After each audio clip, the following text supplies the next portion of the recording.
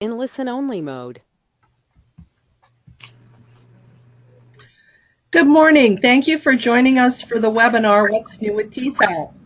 My name is Lisa Boyd. I'm an Agency Relations Account Specialist at Second Harvest Heartland. Today we have Ruti Dotto, Agency Relations Account Specialist, Courtney Rossler from the Minnesota Department of Human Services Office of Economic Opportunity that administers the TEFAP program, and Tricia Leland from the Food Group, a local food bank that distributes TEFAP in Hennepin County. They will be providing an overview of the changes coming to the Minnesota TEFAP program and how these changes will affect your food shelf. Before I turn things over to Ruti, I just want to cover some housekeeping details. We have some time saved at the end of the webinar to answer any questions you may have. However, if you have questions as we go along, there's a couple of sections where I think we're going to pause. But enter any questions into the question box located in the control panel. That's the box that's to the right of your screen. All of your lines are muted, so you don't need to worry about any background noise. If you would like your line to be unmuted, you can raise your hand in the panel. You should be seeing a little hand icon on the little bar to the left of your control panel. Also, this webinar is being recorded and is accessible on Agency Zone within the next few weeks. Then watch for a follow-up email that'll have a link to the webinar evaluation and additional resources. And now I will turn it over to Ruti. Thank you so much, Lisa. Good morning, everyone, and thank you for joining us for the What's New with MN TEFAP webinar. The agenda for this morning is right here in front of you. We will be doing an overview of the Minnesota TEFAP and then discussing a little bit about the food supply coming up here. And then moving forward to TEFAP commodities, what participants can expect at a TEFAP food shelf. And then we'll be going over the guidelines of the TEFAP distribution agreement. As Lisa mentioned, we will have time at the end for questions, but if questions do arise, feel free to type them in the question box or click on the raising hand signal. I will now pass it on over to Tricia to give an overview of the Emergency Food Assistance Program. All right, thanks, Ruti, and thanks everyone for joining us this morning. So the overview of the Emergency Food Assistance Program, known as TEFAP, really is it's USDA purchasing food that makes it available to agencies such as yours for distribution. TEFAP offers a wide variety of nutritious, shelf-stable, and perishable food. Minnesota TEFAP is administered by the Office of Economic Opportunity at the Department of Human Services, also known as DHS OEO. Through a competitive request for proposals in 2017, DHS OEO awarded Minnesota TEFAP contract to Hunger Solutions Minnesota. Hunger Solutions Minnesota and OEO work collaboratively to provide administrative and oversight to TEFAP by identifying products to order via surveys to the food banks, food shelves, and direct recipients. They also track historical and current trends and do data analysis based on pounds, value, and usage. The 7 food banks distribute USDA commodities to approximately 400 food shelves and on-site meal programs in the regions they serve. I will now pass it on to Courtney to talk about the TEFAP food supply. Okay, so TEFAP foods have changed throughout the years, and in addition to the usual shelf-stable products, the TEFAP list now includes more fresh fruits and vegetables and proteins. In 2018, USDA restructured their TEFAP food list with My Plate in mind, and as we have done in our state as well. And in Minnesota, we order products based on surveys from food banks, food shelves, and food shelf participants. So it's really important for us that we're ordering food that people can use. So please share comments with your agency specialists concerning TEFAP products that you like, that you don't like, that you're having issues with. And in an effort to increase communications about TEFAP, we have placed a ton of resources and required forms and the manual and the order calendar on Hunger Solutions webpage, which you see the link on the slide. So please take a look at the TEFAP products ordered for 2018 for all of the food that should be coming over the next few months.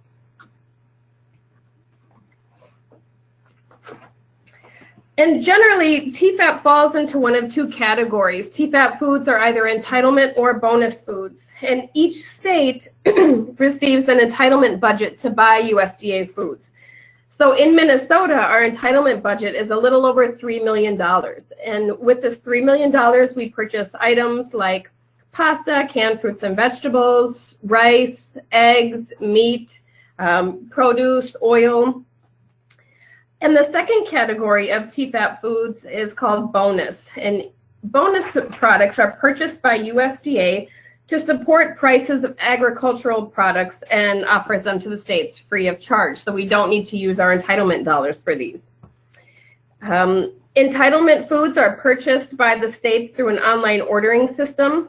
And in Minnesota, again, we choose those foods based on surveying. So your feedback is really important. Bonus food is provided by USDA at no cost, and bonus products are often the more expensive fruits and meat. Bonus products are offered to the states, and we don't have any choice in package size. So sometimes you see, 5-pound bags of cranberries, and know that we didn't use money to purchase those. We got those free. And unfortunately, we don't really have a say in how they come.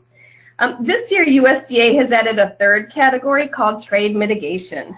And trade mitigation is a program to assist farmers in response to the tariffs. So USDA is set to purchase $1.2 billion in commodities over this next year to be distributed mainly to TEFAP, but also to CSFP, FDPIR, which are the commodities on the Indian reservations, and child nutrition programs. So as we'll talk about later on this year, we expect to see a gigantic increase in the amount of food that's coming into the state. So just for a quick poundage summary, if you look at this graph in 2017, the TEFAP foods that came in through Minnesota and were distributed through the food banks and food shelves. We included entitlement and bonus. In 2017, we distributed over 7 million pounds of food. In 2018, we are set to distribute, and this is going by the calendar year, set to distribute over 9 million pounds of food. So that's a 2 million pound increase. And the increase was because of recent bonus and trade mitigation offers of milk that I know you see coming in, pork, chicken, beans, and fruit. So it's been a very exciting last couple of months to have the increases of the food. And if you look at the third data set, Q1 of 2019, so we've only placed orders for 1 quarter, and we're already at almost 6 million pounds of food. So if we look at the trend there, again, we could be seeing double or triple the amount of food that will be coming into the state. And it already has begun, and it will go through December of 2019 so far. Wonderful. Thank you, Courtney. Next, we'll be going into discussing the TEFAP commodities. So the purchased and donated food is distributed in conjunction with TEFAP commodities. It is really difficult for food banks to segregate TEFAP products from donated and purchased products, which means it is highly difficult for a food shelf to do the same. So we do expect that all food, regardless of the source, will be mixed together and distributed together. Volunteers and staff are able to get TEFAP commodities if they meet the eligibility requirements, which we'll go through a little bit later. However, if volunteers are not able to receive extra food to encourage their help, so it cannot be used as an incentive to recruit volunteers, and it needs to be distributed in an equitable way. TEFAP encourages that participants can also be volunteers, and it shouldn't hinder them from receiving food. TEFAP commodities are not sold, and contributions cannot be requested. USDA requires agencies to provide commodities to eligible households at no charge. Selling and trading commodities are restricted, and violators will be subjected to a federal prosecution. Along with the TEFAP commodities, political activity and religious activity in any form are prohibited, and these are mostly reminders that you're all aware of through our civil rights training, and so a lot of it is just a fresh recap about the requirements of distributing TEFAP commodities. And so what does a TEFAP food shelf look like? All TEFAP food shelves must be committed to making it easy as possible for people to receive food. And so the agency should create policies and rules that are respectful and encourage generosity and flexibility. And this includes the hours that they are open, the way the food is distributed, the number of days, and so on. TEFAP also promotes an environment of fairness and equity, which we know that you all do already. And in addition to food shelves, other programs include mobile food programs, on-site meal programs, and shelters. One new addition to TEFAP is, as of November 2018, there will no longer be any on-site meal programs that will be accepted, and kids feeding programs, backpack programs are currently not eligible for TEFAP. If you have specific questions about the requirements of a TEFAP food shelf, please feel free to contact your account specialist. All right, thank you, Ruti. This next section, we'll be talking about the TEFAP food shelf intake, and it's really pretty basic. There's just kind of two things that need to be followed, but we'll go through kind of all the information that's on this slide.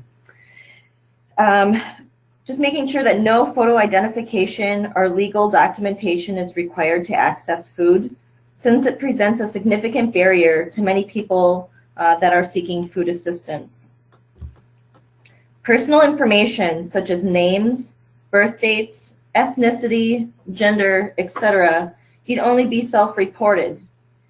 You can ask for this information on other optional forms, but keeping in mind this must be voluntary. TEFAP food shelf participants are required to self-declare that they're eligible for TEFAP by signing the TEFAP eligibility form and data privacy form annually. At the time of annual intake, notify the household that they are required to report income changes that may affect their eligibility. TEFAP agencies will need to provide a confirmation that they've received TEFAP food. This can be done with a signature or other paperless verification. If you have any questions regarding the intake process, please contact your account specialist. But just in summary, again, just making sure that there's two things that need to happen. The participant needs to sign the eligibility form and data privacy one time per year. Any other services that require information must be labeled voluntary and explained that way to the participant. Ruti or Courtney, anything else to add on this slide? I think this is Courtney. USDA standpoint, the intake just needs to be very, very simple. And we don't want to stand in the way of agencies that have great resources and connections for participants, but they just can't be required. So if a participant comes into a food shelf and is just really there to get food and is not really interested in other resources, then that's okay, and we'll respect that, and they can go down that pathway to get food. But as an agency that is offering resources, again, we don't want to stand in the way of that and encourage you to continue offering resources to participants. It just can't be a requirement that they fill out additional paperwork in order to get food. Distributing food is first and foremost. So. Great. Thank you very much. And just a few more things to cover about the food shelf intake process. Per USDA regulations, consultation with an intake worker at a TEFAP food shelf must be voluntary and cannot be required in order to receive food. Again, additional intake forms must be clearly labeled as optional, and staff are required to explain this to the participant that they don't need to fill out the additional forms in order to receive food. Some examples of how you can interact with the participant and still get maybe the information that you're looking for. Let's see, optional will be used to calculate statistics for funders and donors. All information provided on this form is voluntary. However, all information is helpful as we develop programs and applying for funding. Or participation in this survey is voluntary, and your responses have no impact on your services with the food shelf. So those are some ways that you can interact with the participant and still hopefully get the information that you need to gather. There must be a pathway for participants to access food with the lowest barriers in compliance with USDA limitations on unrelated activities. And agencies may be able to connect interested participants with important resources, but receiving food is primary and providing resources is secondary. So kind of going on what Courtney was mentioning. And also, just a reminder that consultation with an intake worker must be voluntary and cannot be required in order to receive food. So that's it for the intake process.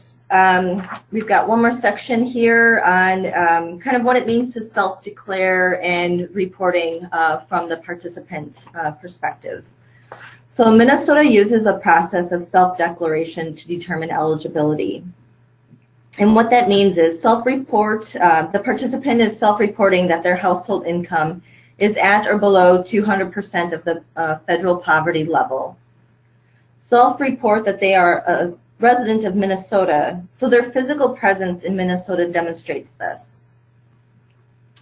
Let's see, in cases where it is self-reported that multiple households live together at the same residence, but do not share income or food, each household is eligible for their own food service. And lastly, distribution sites must serve homeless recipients and use discretion in providing the types of foods that are appropriate and easy to use and prepare. And so one thing I want to say on that is just making sure that you know, you may have set aside all of the pop-top foods and pre-bagged them, and so they're ready to give to someone who's experiencing homelessness.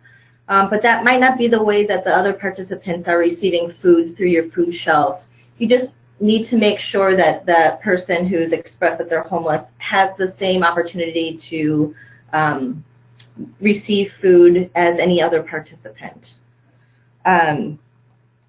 So let's see. And then one last thing to mention, the increasing numbers of homeless youth who desperately need more resources and support really fueled the new policy in making sure that we are supporting folks that are experiencing homelessness and might not have an ID that is showing an address that might be in your service area.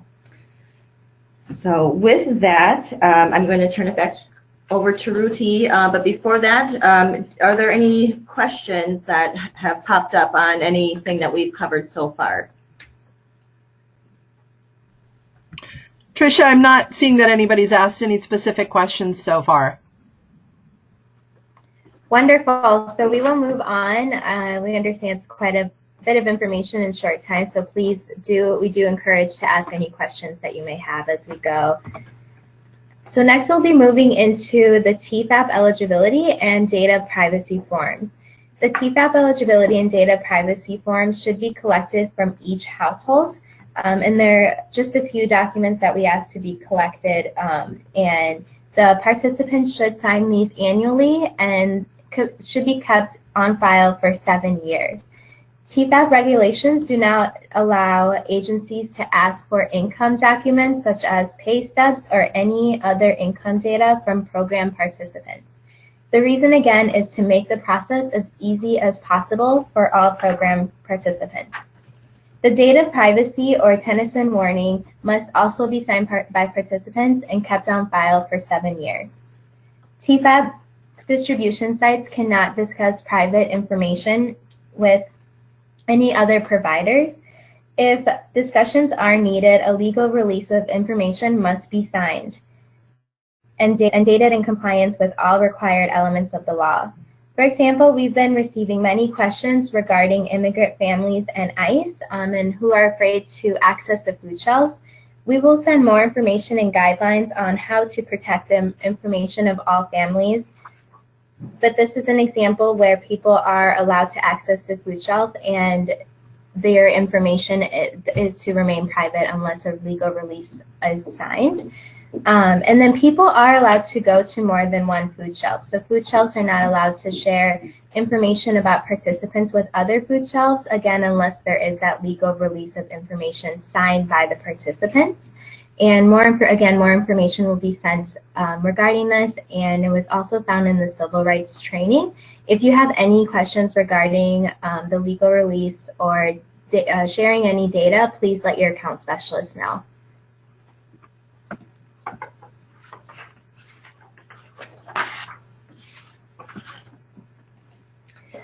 Okay, so proxy permission is something new that was added this last year. Food shelves are now required to allow proxy options for all participants. The data privacy form now includes a section that offers participants an opportunity to choose a proxy. And we've gone over a couple of approved methods to allow for pickup. And if this is something that at your agency you're talking about, please contact your agency specialist if you have any questions around this. The rationale for requiring this proxy permission is that part of my job at OEO is to monitor food shelves. And I was just seeing a lot of really inconsistent policies. And so our stance was to require everyone to do this. This is more equitable. We are trying to remove as many barriers as possible. And again, this is a directive from USDA, but I think all of those of us doing this work, we are trying to make this as easy as possible for folks that really need food to get food. It's been really inspiring to go out and talk with agencies that have been doing this forever and have really lax, really great policies in place of just taking folks at their word that, you know, their sister can come in and pick up food for them. So again, I encourage you, if you have any questions, to contact your agency specialist. But the reason for this is to make the participant experience as easy as possible. And that's it. Yeah. Great. So I'm hearing from Lisa that we have a few questions regarding intake and possibly the proxy permission. And so Lisa, please feel free to ask those questions right now. Right. So if we go back to the intake process, there was a question about requiring a piece of mail either at the first visit or when the client comes back. I think there was some clarification needed. Somebody asked, so if more than one family is in a house, then can each family come through separately? And then finally, someone wanted an example of how you might collect confirmation signatures that they received the TEFAP. Sure. So this is Trisha. I can answer these, and then Ruti or Courtney can chime in as needed. But so I think the first question was about requiring a piece of mail to verify address. And no, a piece of mail can't be required. A food shelf can certainly ask for that to verify the address, but it cannot be required. So that's really, I wouldn't, it's maybe a change in how we've been kind of thinking of this as in compliance, but so the food shelf can ask for that, but it just cannot be required. So that's, that word where it's required is maybe a bit of a change or hasn't been enforced in the past. And so just to clarify and make sure that all this information is being consistent, folks need to be looking at what they have in their printed information, also in their websites. If it says in there that an ID is required or that a piece of mail is required, that does need to be changed. So this is a program that USDA has stated is a program that's based on self-reporting. So folks are self-reporting their name and they're self-reporting their address. So we just can't be preventing people from getting food if they're not providing this information, but you may request it, you just can't require it. Yeah, thank you. And then Lisa, I think the second question was, if there are two families that live in the same household, can they each separately receive food? And yes, that should be the process that happens. Those families are saying, even though we share an address, we are supporting ourselves with our own food, and we have our own money that's going towards our own food. So those families should be able to receive food separately from each other. And then I'm sorry, I missed the third question. It's collecting confirmation. Oh, and so then the third question for how would you collect signatures, that can just be as simple as having a sheet of paper, and that the person from that family is signing off and dating that they've received food that day. Some food shelves use like a food slip that has, for each individual household, it has the household name and the pounds of food that they received. So those are two examples. I don't know if Ruti or Courtney, if you have any other, did you want to add to that? No, yeah, and I just encourage, if you have any questions, you're not sure that you're doing it correctly, again, please contact your agency specialist. And Tricia, there was a follow-up question on the signature verification. Someone asked, what is paperless verification? Yeah, paperless verification. Some food shelves have almost like a credit card sign-in, electronic sign-in, and that's acceptable. We haven't had a lot of agencies that are using that, but I think from the state's stance, if you have some other options that you'd like to consider, we definitely want to be as responsive and make this process as easy as possible as it is for you as well. So just contact us if you're doing something other than the traditional kind of having people sign daily. Okay, we've also had a couple of questions come in about proxy. The first question is, does the proxy need to be a certain age? Like, do they need to be 18 years old or older? And then the second proxy question, does the client need to physically come in the first time and say they want, for example, their mom to pick up the food, or is a note from the client brought in by the family member okay? So I can start with the age. There are no age restrictions. Youth are approved to come in and to have their own account and also to pick up food for someone else. Again, I think as agencies, when you're considering how you're going to be implementing policies or when you're deciding new policies, keep in mind, is this making things easier or is it making things more difficult for our participants? If it's making things more difficult, please contact us and we can work through that, because things should not be difficult. The decisions that you are making should make the participants' experience easier. So age is not an issue. If a teenage child or nephew or what have you wants to come in and get food for someone else, absolutely, we don't want to be standing in the way of people coming in to get food that they need.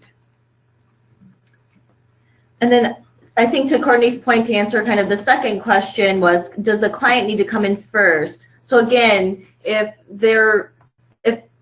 they are needing food assistance and a proxy is going to work for them and it's a hardship for them to get to the food shelf to begin with, to make them come in that one time, I think is creating a barrier. So I think we would like to work with that food shelf and just find out, yes, I feel like a note would be significant enough to say that, yes, you're giving permission for another person to pick up food for them. I know some food shelves have caseworkers that may be able to go visit that person and just find out what support might be best needed. So if there's a food shelf out there that wants to talk a little bit more about that, please feel free to contact an agency rep, either through Second Harvest or the food group, and we can talk through that a little bit more and just making sure it works for the food shelf, but also for the participant as well. All right, we're starting to see more questions come in, but I think I'm going to recommend we maybe move on with the presentation and let everyone know we will have plenty of time at the end, so we will come back around to everyone's questions. So do go ahead and keep entering your questions in the question box. and we will come back to them at the end if they haven't been answered by other information that's going to be presented. Thank you, Lisa.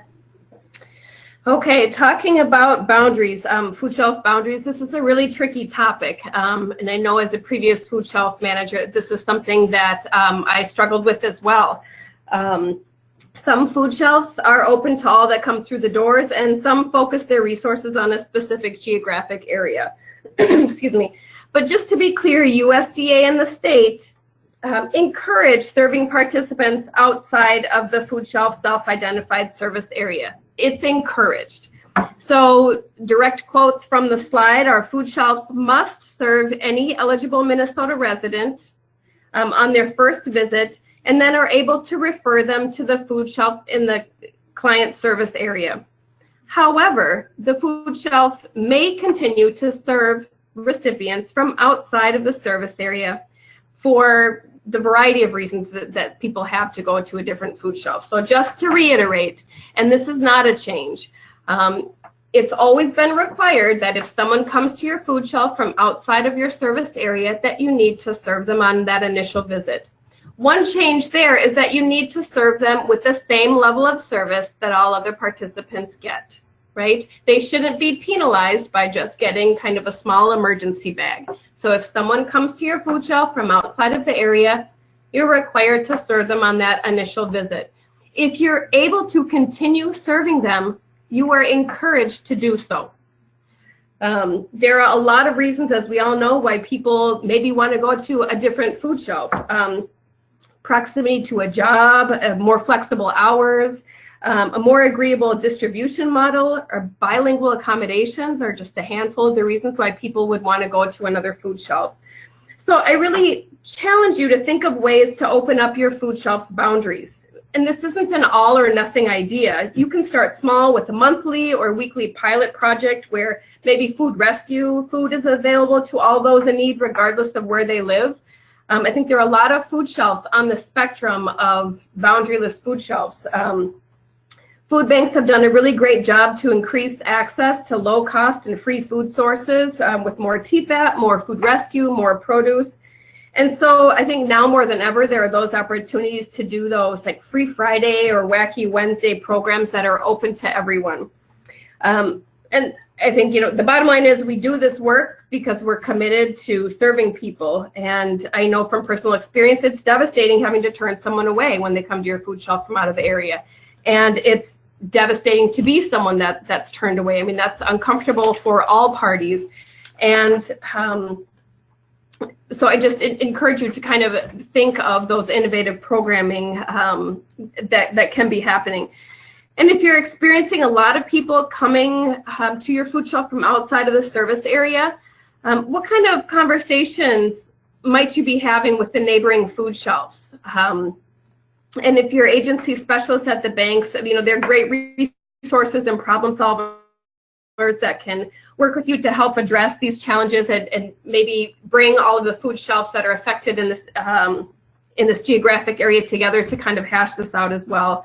I just encourage open communication about this and considering changing the model, adding other programs, because we've got a lot of food coming in, a lot of access to food, and we want to make sure that it's going to those that really need it, regardless of their geographic address.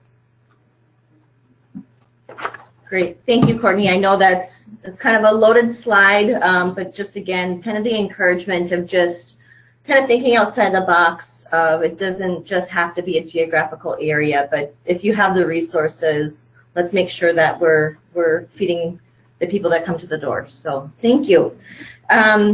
This next slide, we'll be talking about client choice model. Most of you all know what client choice model is. A couple examples of this can include a full shopping choice. Someone gets a shopping cart, they're going around the shelves and they're choosing the items that is appropriate for their family. Maybe it's a menu style where they get a list of the items that are available in the food shelf that day, and they're able to choose a certain amount of vegetables and frozen protein items, and a volunteer will pack those for that person. or partial choice. Maybe there's produce that's set up on the tables, they can go through and choose that, but maybe the shelf-stable items are pre-packed, so everyone that comes through gets the same items. So there's a couple different ways that you can think about client choice, and there's probably more than just those three. The client choice model it's more respectable, it mirrors the way people shop in a grocery store, and it also encourages meal planning. But beyond that, again, it's giving the choice to that person to choose the foods that's appropriate for their family. And then as of November 2018, any new approved TEFAP applicant agencies are required to have a client choice distribution model. So just keeping that in mind, if you are a food shelf that is thinking about becoming TEFAP certified, just make sure that you've got client choice in there somehow, and your account specialist can work with you on how to make that work for your food shelf.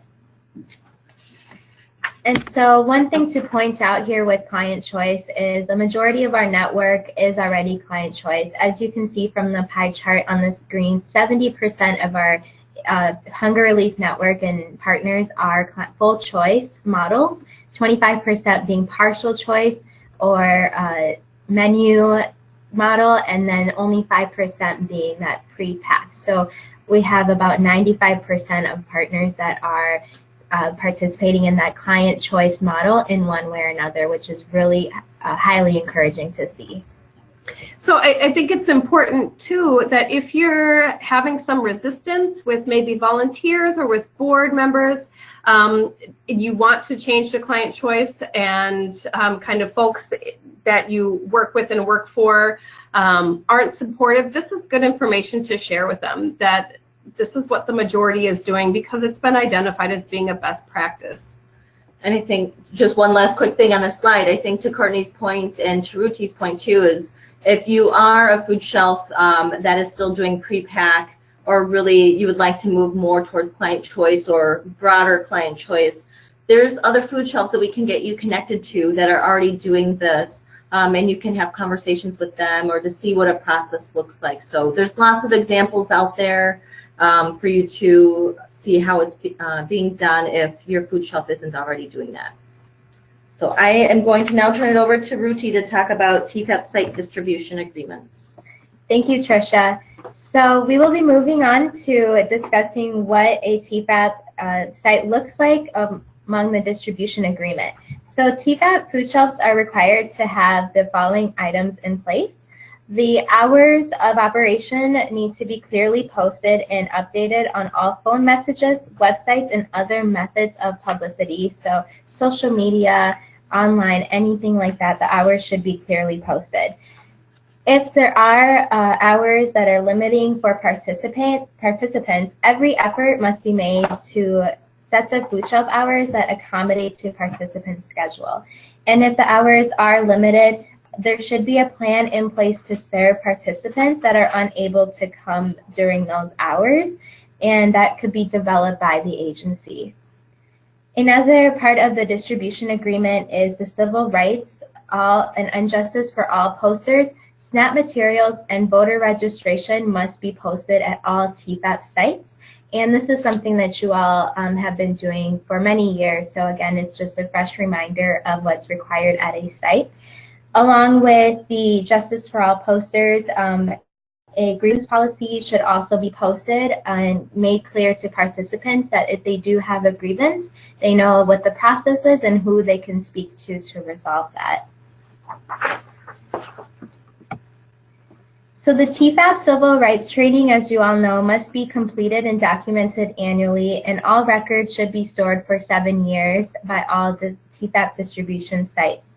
At least one staff or a primary volunteer from each TEFAP agency is required to complete the training through the food bank. And as you know, the food group and Second Harvest does do a joint training, and we will send that information out to you at the end of during the follow-up. Additional staff and volunteers who interact with participants will need to complete the civil rights training on an annual basis, and this can be done by using the civil rights checklist. And so again, that will be sent out in the follow-up if you'll need to complete that.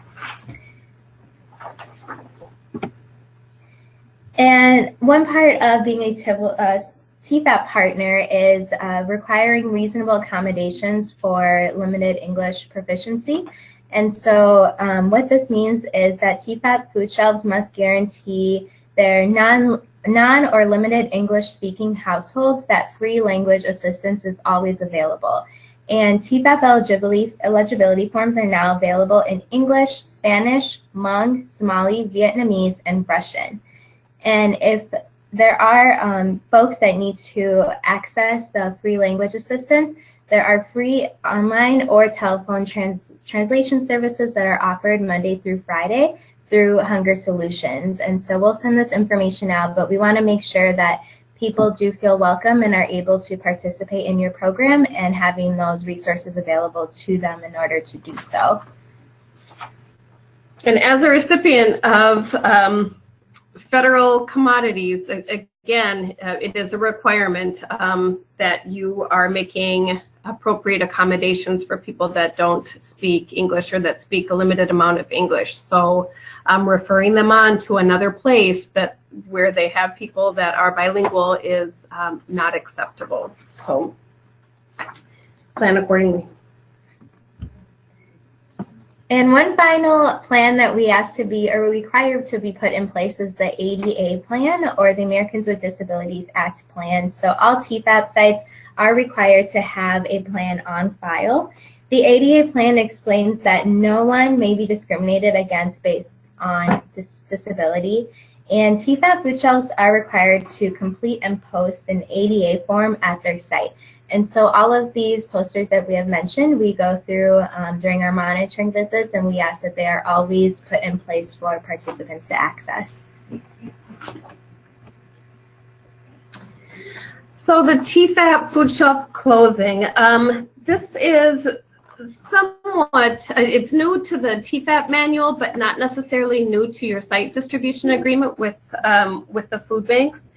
When there is going to be a closure, or when you've decided to discontinue participation with TEFAP, you're required to send a 30-day written notice to your regional food bank, to Hunger Solutions, and then also to our office.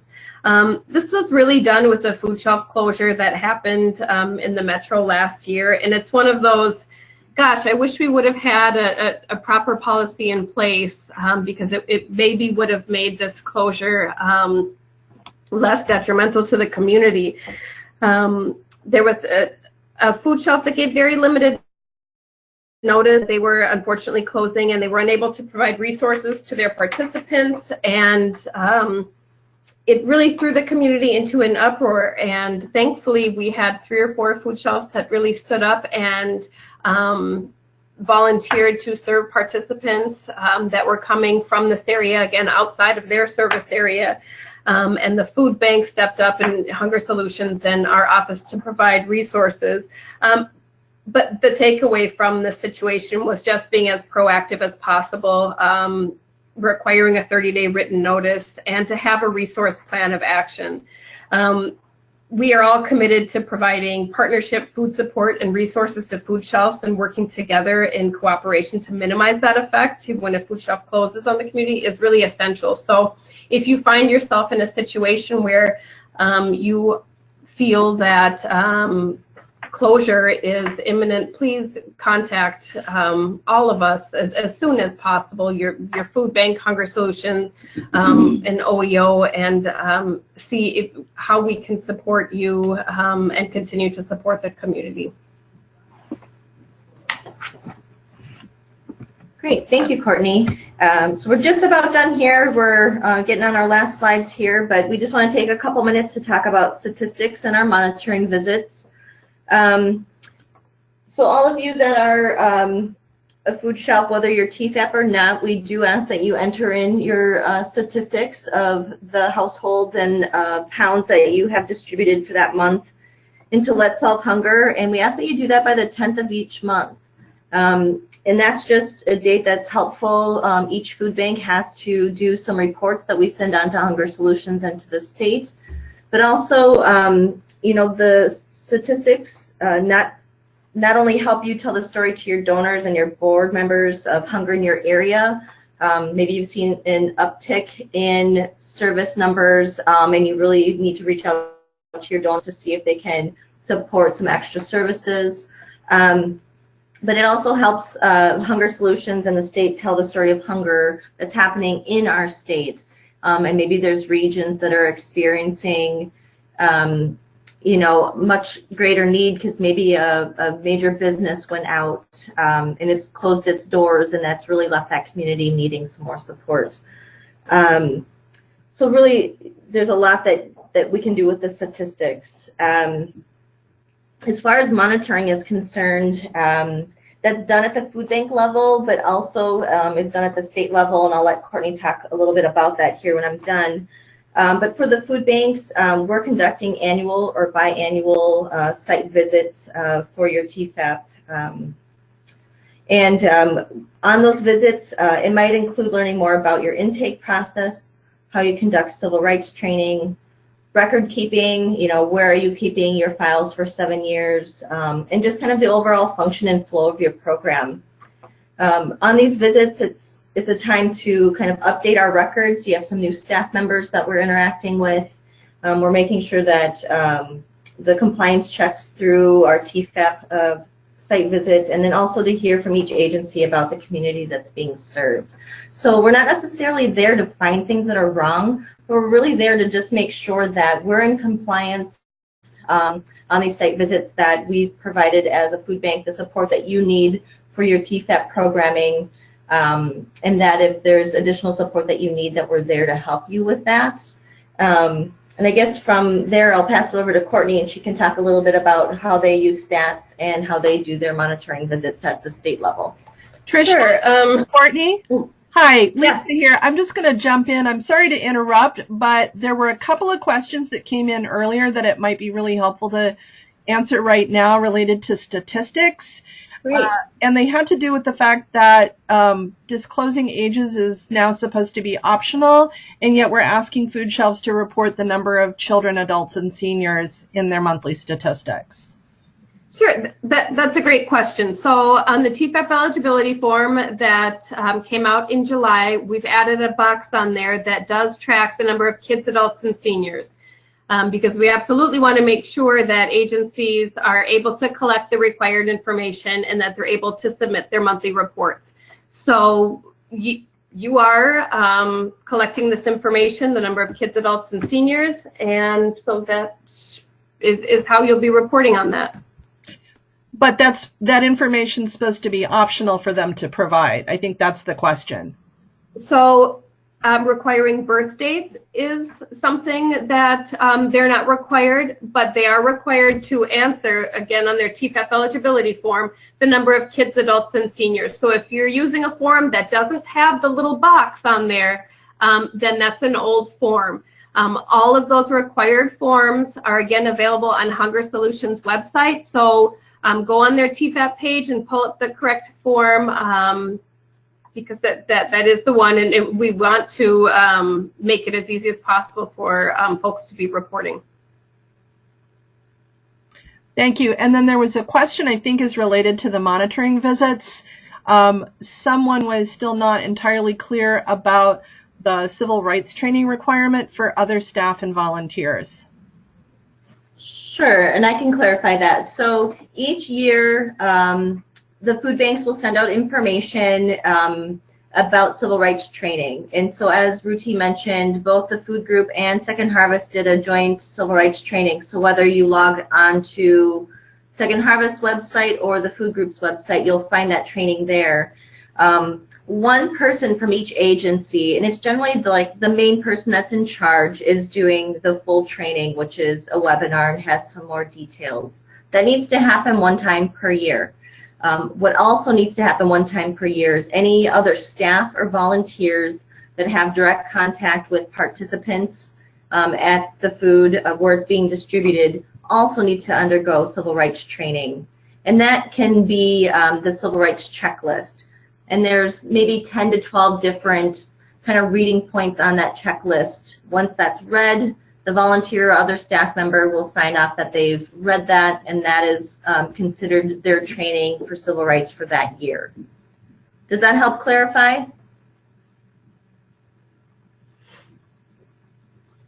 When I ran a food shelf, we had volunteers that would come every week. They were like our core group of volunteers, and I thought it was pretty important for them to go through the online training as opposed to just the checklist. Definitely, it's up to you, but it became part of our annual holiday party. We would go over the 1 hour, go over the 1 hour training, and it really provided a great opportunity to talk about questions, to talk about maybe issues or challenges that had come up.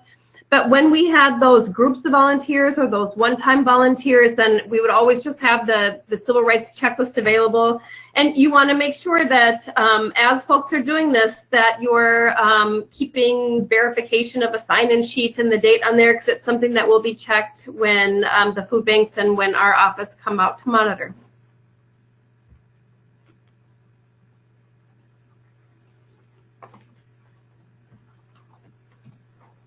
Thank you. If people have additional questions about this, they can continue to enter them in the question boxes, and if we need to, we'll come back to them at the end of the presentation.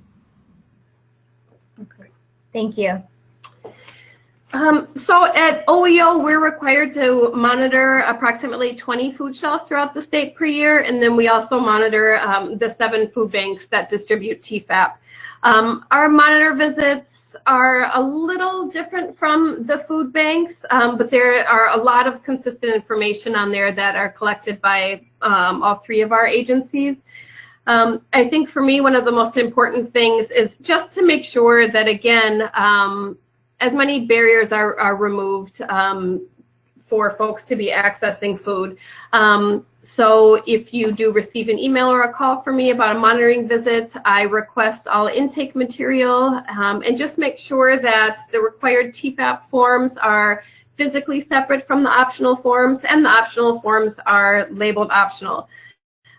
It's one of the favorite parts of my job because I just respect the work that folks do in this field so much, and I'd love to go out and see food shelves look completely different, and there's so much amazing programming that's going on, and folks that are really committed to this work. I look at food storage and safety, and we have a lot of conversations around same level of service, again, challenges in your community, and it really offers food shelves the time to brag about the work that they're doing. So it's not scary, I promise. Thank you, Courtney and Tricia. So we have covered quite a lot of information today, and we'll make sure to send out the resources that we've discussed, and a few other resources to look out for in our follow-up email are listed here. And so we will send a few information on the client surveys, Super Shelf, all the TEFAP information that you've heard today, and a little bit more. And then if you do have additional questions that we won't have time to answer today or that come up later, these are your support contacts. And so all of the agency relations account specialists are listed here, as well as Courtney's email, and then Tricia, the agency email of the food group. We're always here to answer any questions that you may have about TEFAP or how to implement client choice, any questions that may arise. But at this time, if there are additional questions that we haven't had the chance to answer throughout the presentation, Lisa, I'll give you this chance now for any questions that we may have missed or haven't had the chance to answer. Please ask those now. Yes, we did have a number of other questions come in. I think mainly they're about clarifying things that were already presented. So there were a couple of intake or proxy questions. Let's see, let me start with those. Okay, so let's see, if a participant doesn't have to speak to an intake, Annabelle, I'm not quite following your question. So Annabelle, I'm going to unmute you and you can ask your question about intake. All right, Annabelle, you are unmuted. Do you want to ask your question about participants and intake workers? Yes, thank you for letting me ask the question. It's been stated that we cannot create a barrier for a family wanting to come in for food. So if a person comes to the food shelf to request food but does not want to visit with our intake, how can I accurately give statistics for Let's Solve Hunger at the end of the month?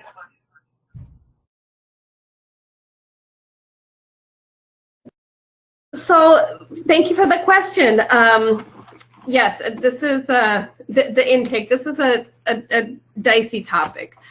When folks come in, they still are required to fill out the TEFAP eligibility form and the data privacy. So they need to do that. And then anything beyond that, so if meeting with a social worker to try to connect them to other resources and to be requesting other information to see if they're eligible for their programming, those types of things need to be optional. But the food shelf participant is still required to fill out these two forms.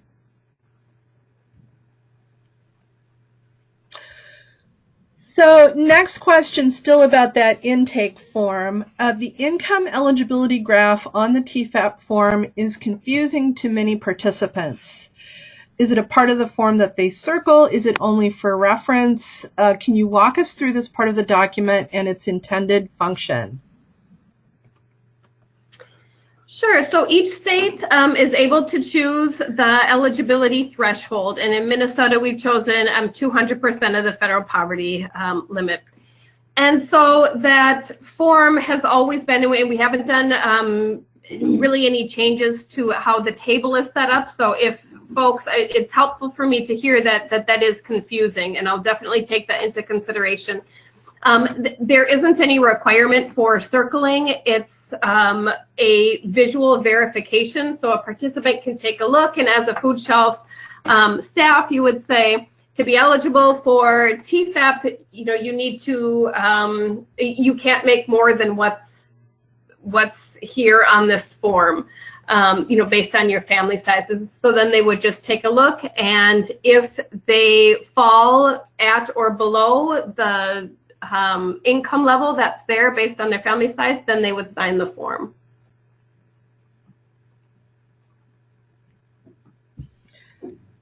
All right, thank you. The next question, what about getting the TEFAP form signed for the first time visit for someone who's using a proxy? What if they send their proxy for the very first visit? I can take this one. I think there's a couple different ways that you can do that, and we can think creatively and think outside the box. Maybe if that proxy is coming, we can send the TEFAP eligibility form with that proxy to have the person sign it, and it can be mailed back. Maybe it could initially be mailed out to that person, and it can be physically brought back in with that proxy. Maybe it can be signed, scanned at home, and emailed in. I think there's a couple different ways that you can take a look at that and do what works best for your food shelf. But I think there should be some flexibility in how that form is filled out for that first time. Thank you. Next question. I thought food recipients need to be 18 years or older. No, I think there are a lot of misconceptions and things that I know, again, in my previous position when I ran a food shelf, that I wasn't aware of either. And so this has been a learning curve for me as well. But it's a directive, and it's approved from USDA that youth-headed households are eligible to get food, which is great and really supports the intent of this program, which is just making it as easy as possible for those in need to get food. Okay. How often may a client expect to receive food at the food shelf? Well, so I will say, I know the TFAP manual says 1 time per month is minimum. If you can serve your community more often than that, if folks can come in as frequently as they need to for that food support, that would be wonderful. But at minimum, they need to receive food 1 time per month. But I think Minnesota, I've been so impressed by the food shelves. I mean, we are really trying as a whole movement to move away from those minimums. So I'm just so pleased as I go around the state to see food shelves that really understand that offering food once a month just isn't enough for participants. It just isn't. And so they've been able to offer different types of programming. People are able to come in maybe twice a month or 3 times a month, or they have bread and produce available every week and people can come in and do that. So I just really encourage you, if you've got access to food and you're wondering how to get rid of it, invite your participants to come in more often, and you're absolutely not relegated to just offering 1 food shelf visit a month.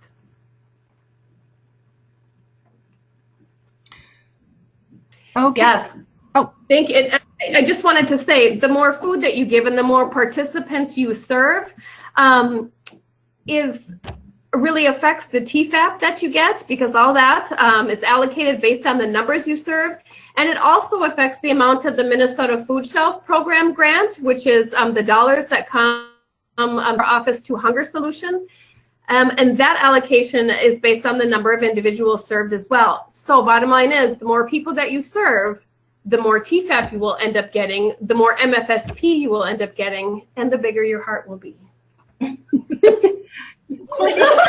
just mine. But Courtney, can you say more about how the allocations are determined? Because that was another question that somebody asked. How are the allocations for each food shelf determined?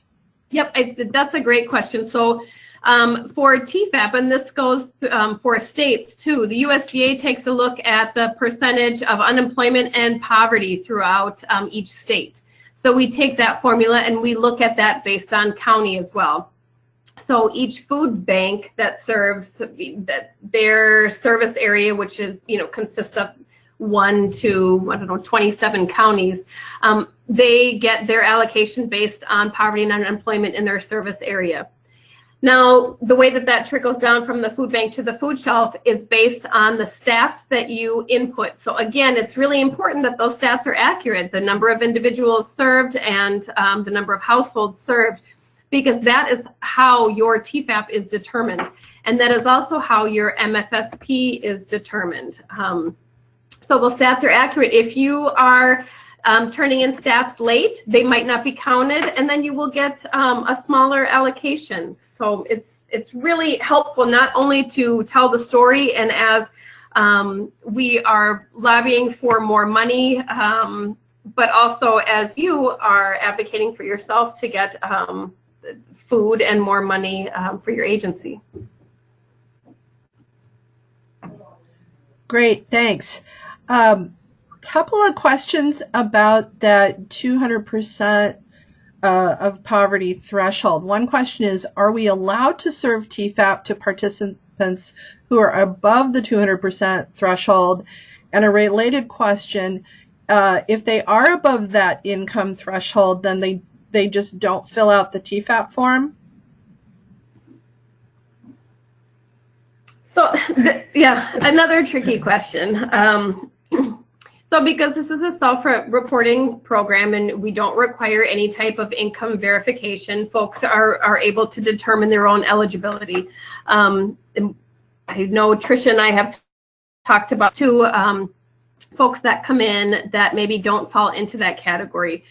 In Minnesota, the assumption is that TFAP foods and all other types of food are just kind of intermingling and they aren't separated. So if someone does come in and they say, nope, I'm not eligible for this, then as long as you're making a good faith effort to not include TFAP products, and that's not an exact science, and we don't expect it to be, and we don't expect people to be taking extra time, separating out commodities versus purchase and other donated foods. So if you're making good faith effort to not include TEFAP, then that is acceptable.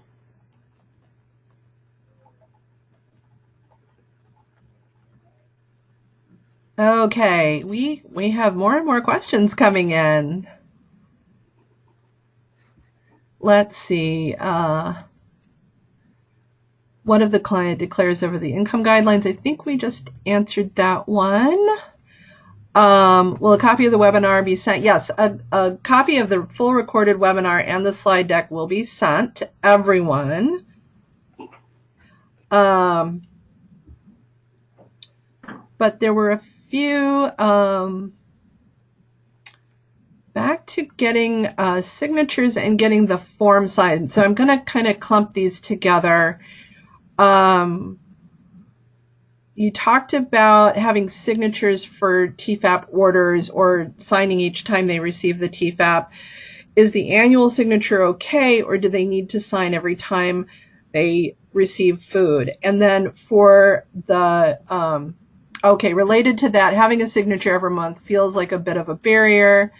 In terms of the annual forms, why can't we do the forms from January to December so they go with other yearly paperwork? So I think that's all the forms questions.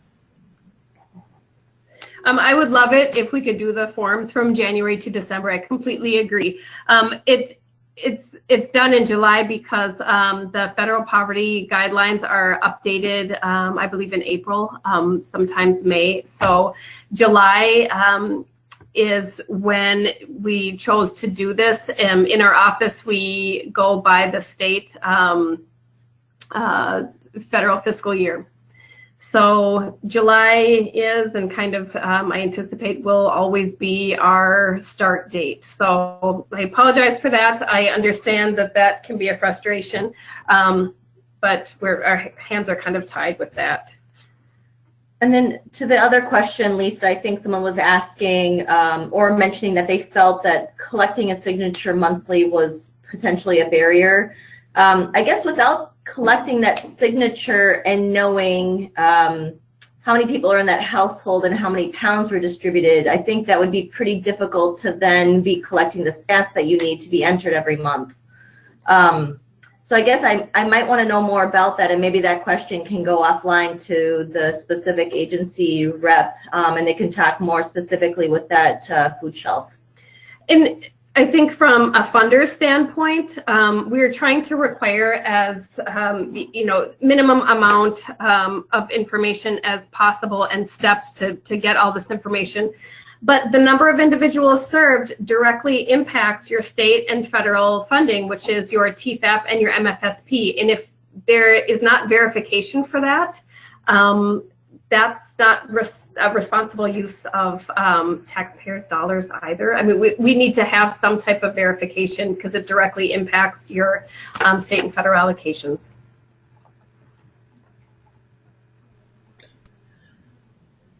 All right, I think we're down to, oh, there's a thank you. Thanks, Sandy. Kudos to all, informative, helpful, well done.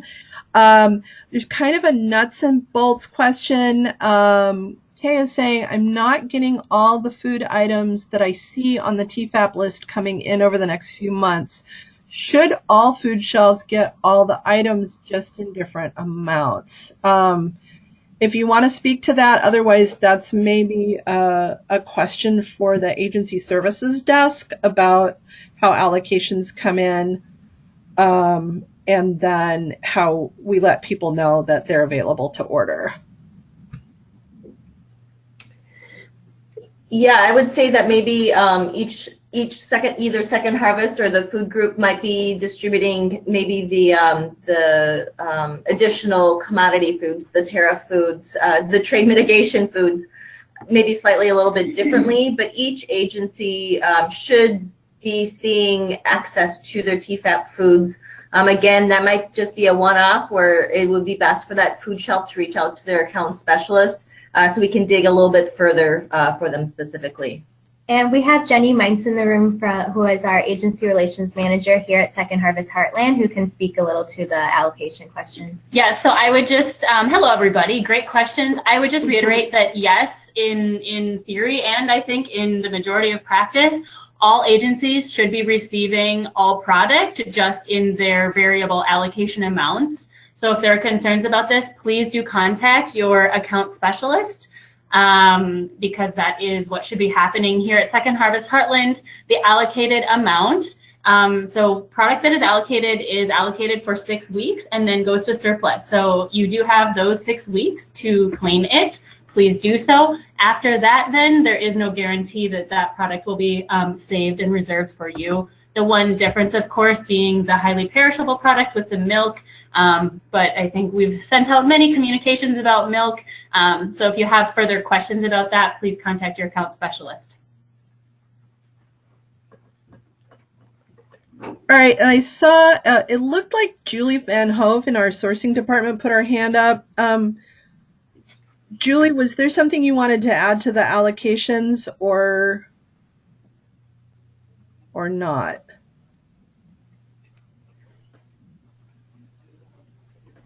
Okay, I'm not seeing Julie's hand go back up, so maybe that was just a slip of the mouse. So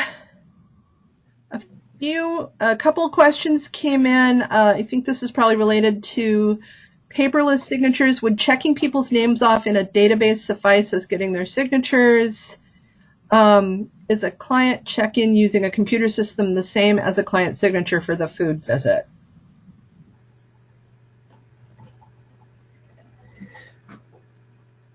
I think great question. Thank you.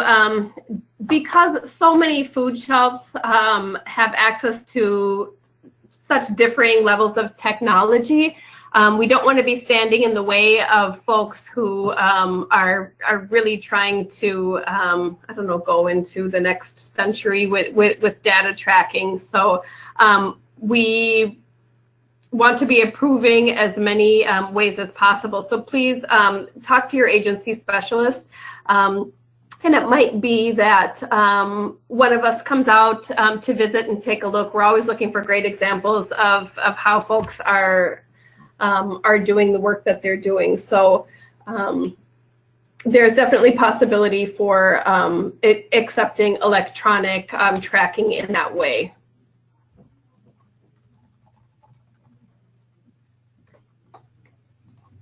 All right, I think Julie Van Hove did have something to add.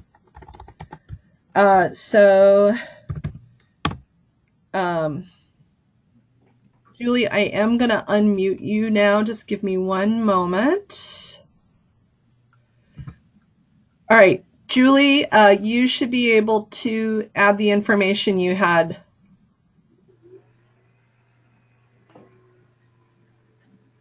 Julie Van Hove, you are unmuted now if you wanted to add your information about produce.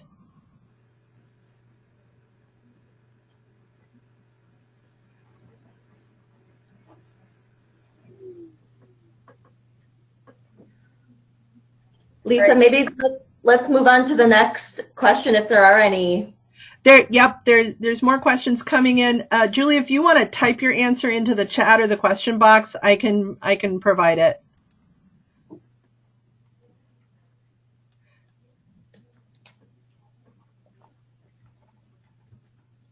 All right.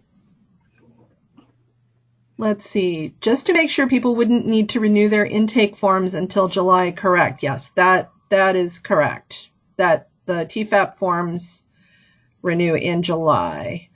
And then, all right, another question that person had to step away, so I will forward that question. Well, actually, I will ask that question.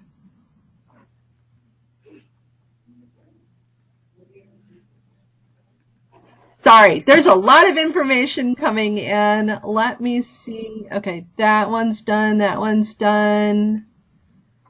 That one's done. All right. So, all right, Julie did provide her answer. fresh produce is not put on the allocations. It's treated like the milk. And so I think what that means then is there is information provided in the bulletins communicated by agency services about how to order TEFAP items like milk and fresh produce. Jenny, is that correct? Yes, that is correct, and I believe agencies can always find that product in Agency Express. It's surplus TEFAP. So just always take a look for items there that you want to add to your order. You will not automatically get it through an allocation. Thanks, Julie. All right, I think we're down to 2 questions. I tried to kind of save the best for last because I thought they might be a more nuanced answer. One question was, if I'm not allowed to ask for a piece of mail, how do I verify that the participant is in the county that my food shelf serves? Well, TEFAP is a self-reporting program. That's the beauty of it. That's what sets it aside from other federal programs that really require a substantial amount of verification.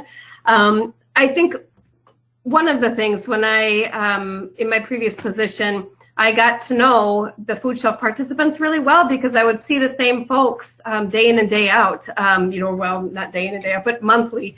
And I think this program really pushes us to have to trust that those in need are coming to get food, and that maybe every once in a while you'll get someone that will be coming from out of area and will be using a different address, but I think that's no reason to require ID, and USDA has stated that we just can't do that. So we need to just rely on folks that they are self-reporting their own information as accurately as they are. I mean, that's. Both food banks we're shaking our heads too in agreement with Courtney, or we're nodding our heads. Yes, and it's important to remember that everyone that walks through the food shelf is there for a reason. And so again, just emphasizing the point that we are trying to reduce as many barriers as possible because people are there to access food that they need. And so as long as we're able to do that for them, I think we agree with all of that. Yeah, and again, if you're seeing just large numbers or increasing numbers, so much so that you're worried about your financial bottom line, then please talk with the food banks. I've just been so impressed and surprised at the level of support and the great initiatives and the sourcing that the food banks are doing. So again, if your numbers are increasing, the good thing is you'll get more TEFAP, you'll get more MFSP, but please reach out if you're seeing this as an issue, and the food banks, I know will do what they can to try to help connect you to more food. All right, so I tried to save the best for last. One person that unfortunately had to step away, so I will connect them with their account specialist to talk through this more. But they shared a scenario where they have, this is interesting, so I think I'll actually just read their whole scenario. We have a set of twins we're almost certain is the same person claiming to be 2 different people. We've asked for mail and ID each time. One of them always has them, the other never does. We let them or him shop every time because we never turn anyone away. Each one visits a different site a couple of weeks apart, so it's hard to confirm that he's the same person. He has actually accidentally answered to his twin's name. There are other instances that make us pretty sure he is the same person. How do we navigate that? Well, gosh, the need for food must be pretty serious. So I applaud the fact that you are continuing to give food, which is all of our jobs. Yeah, I mean, I can understand the concern that they have made up this story, but I think to Courtney's point is they obviously are in need of food that they felt that they had to potentially come up with a story. Yeah, I would say that their need for food is great, and if the food shelf can continue to serve them and maybe not have to dive so deep into the details if there really is a twin or not, and continue to serve them and provide food, that's the best case scenario, and that's what we hope to see happen. Great, thank you.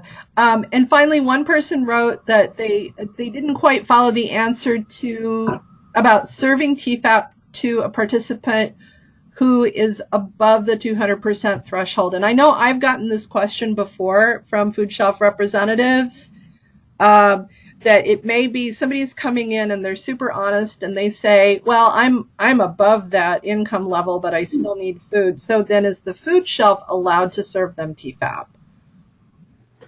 So, I mean, I think as we're thinking about folks that are below the 200% poverty guidelines, to the same respect, I think we just want to make sure that anyone who comes to the door of a food shelf is being served in the same way. And so, because TEFAP has guidelines that you're not just distributing TEFAP to those that are meeting those requirements, but that it's mixed in with the other foods, along with the donations, along with purchased food, it's going to be that same experience whether they meet those income guidelines or not. So hopefully that helps.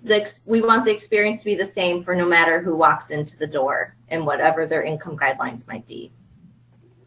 And so someone else wrote they thought if you're over the income level but have a devastating life event that you qualify for TEFAP.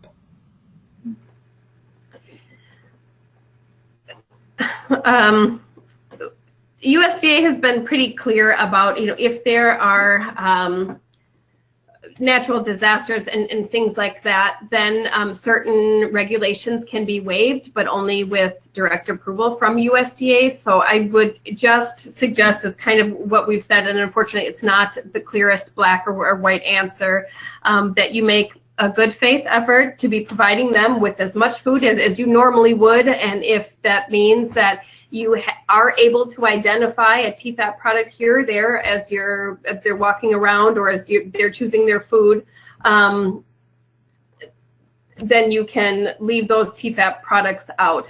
But I think the end goal is just to be providing them with as much food as you normally would. Again, the same level of service. We don't want to penalize people. There are so few resources that folks that are working or that have an income that's above 200% are able to access, and we don't want to be standing in that way. So for those of you that feel like this is a larger problem than maybe just a handful of times a year, please let one of us know and we can work directly with you.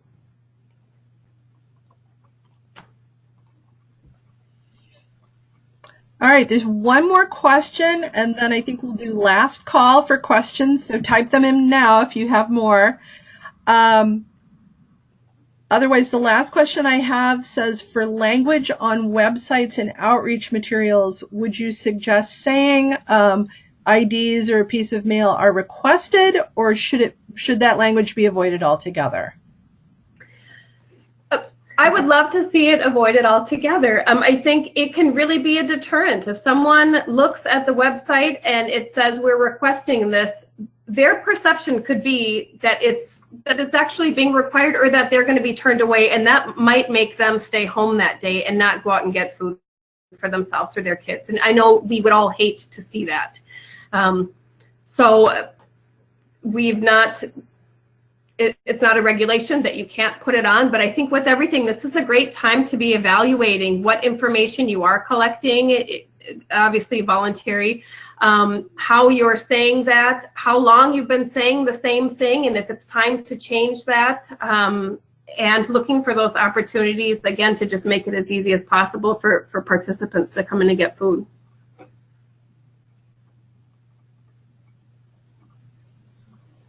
All right, that was the last of the questions that I'm seeing.